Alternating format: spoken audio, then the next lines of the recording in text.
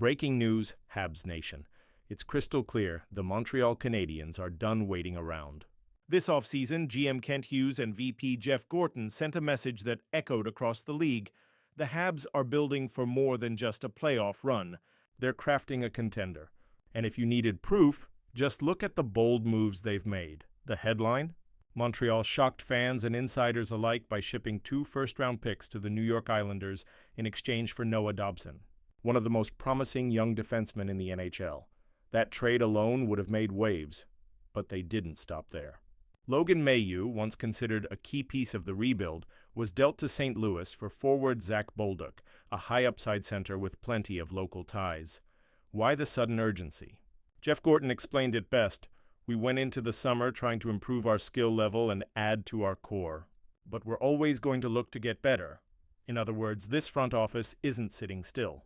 And Gorton even hinted that the hunt for a top 6 forward is still on. The challenge? Timing. The trade market is tight right now, and Montreal isn't about to rush into a bad deal. But don't mistake patience for complacency. Internally, the Habs have options, and they're ready to give them a shot. Kirby Dach is the front-runner for the second-line center role, but with his injury history, there's no guarantee he can handle a full season.